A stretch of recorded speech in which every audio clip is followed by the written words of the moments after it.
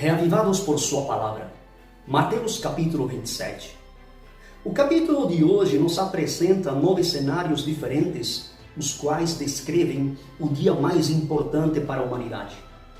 O dia em que Jesus pagaria o preço de nossos pecados na cruz do Calvário. Iniciando com o conselho entre sacerdotes e anciãos e abrindo um parênteses para apresentar o suicídio de Judas, Mateus coloca a Jesus num terceiro cenário perante Pilatos para ser julgado. E depois do governador ceder ao pedido dos líderes de Israel, ele entrega Jesus para os soldados que o zombam. Mateus faz novo parênteses e nos apresenta a Simão, que ajuda Jesus a levar a cruz. No quinto ambiente, Jesus já está em Gólgota, onde depois de expirar, com um brado, entrega o Espírito. A seguir, José de Arimateia leva o corpo de Jesus para ser sepultado. O capítulo encerra com o pedido de sacerdotes e fariseus para que Pilatos envie uma guarda ao túmulo de Jesus. Com o objetivo de entender melhor estes cenários, sugerimos dividir o capítulo em 4 momentos, iniciando com Judas entregando de volta 30 moedas aos sacerdotes.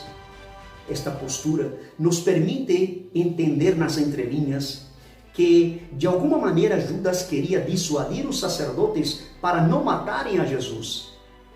Este fato nos leva a inferir que Judas possivelmente traiu Jesus não para que ele fosse morto, mas para que ele manifestasse o seu poder, liberando-se definitivamente do único obstáculo interno que, na visão de Judas, impedia que Jesus fosse aceito como rei e libertador do Império Romano.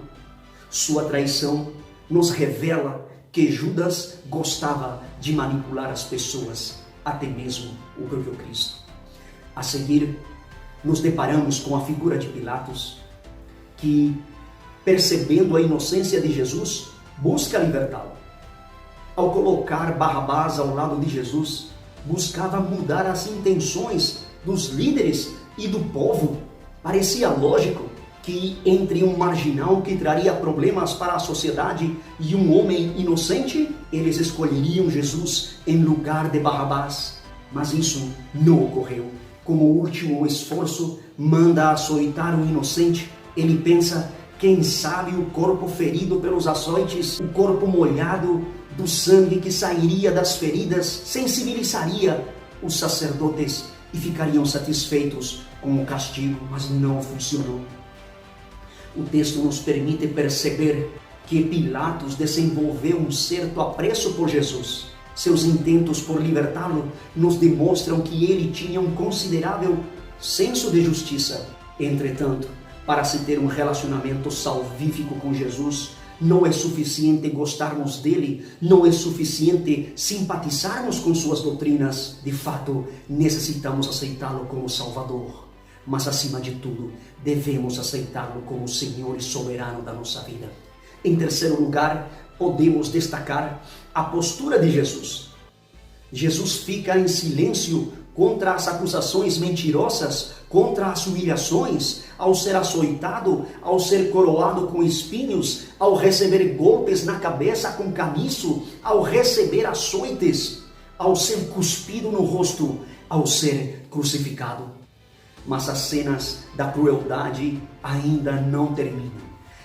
E quando Cristo está pendurado no madeiro, que recebe o maior ataque dos escarnecedores, seu corpo estava dilacerado por conta dos açoites e murros que recebera.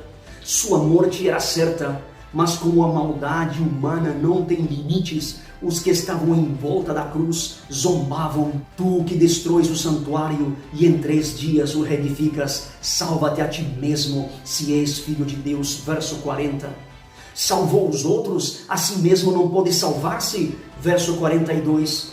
Confiou em Deus, pois venha livrá-lo agora, se de fato lhe quer bem, porque disse, sou filho de Deus. Verso 43. Ao ler o capítulo, temos a impressão de que o inimigo usa cada agente humano para intensificar a dor, o sofrimento de Jesus. A dor que vinha pela frente era maior que aquela que ele já havia passado. Assim, se ao receber a coroa de espinhos, ele não grita de dor, batam sobre ela para que os espinhos se cravem na sua fronte. Se a cruz dilacera seus músculos, vamos também rasgar qualquer esperança que ele tenha na humanidade, zombando de seus ensinos, dilacerando também sua sanidade mental. Quase podemos ouvir o inimigo dizendo: é agora que você chora, é agora que você desiste. Tudo com o objetivo de ver Jesus reclamar do injusto trato que estava recebendo, para desistir do plano de salvar a humanidade. Essa humanidade que até aquele momento o rejeitava, o humilhava, zombava e escarnecia dele. Mas nada, nenhuma sílaba sai de seus lábios. Quando ele abre a boca, o faz para revelar que nenhum sofrimento pode ser comparado com a dor afligida pelo fato do afastamento do Pai. Pois ele diz: meu Deus, por que me abandonaste? Provavelmente você já tenha sido rejeitado, ignorado, humilhado. Quem sabe até zombaram de você. Possivelmente você já tenha apanhado sem motivo, mas nunca sofreu o total afastamento do Pai. Nenhum ser humano foi criado para experimentar essa dor. Cristo fez esse sacrifício para que você e eu não possamos passar por essa dor inacreditável. Ao entregar o Espírito, Jesus adentra a morte, e como onde Jesus está a vida, a morte entrega seus mortos. Verso 52. O que os maiores sermões de Cristo não conseguiram realizar, o que os milagres de Cristo não alcançaram, é conquistado pela cruz. A cruz declara em silêncio que Deus ama até mesmo aqueles que o rejeitam, aqueles que zombam dele, aqueles que blasfemam dele. A cruz declara que Deus ama os temerosos, os inseguros, os desconfiados, os rejeitados. A cruz declara que Deus ama todo ser humano deste planeta. A cruz declara que Ele ama você.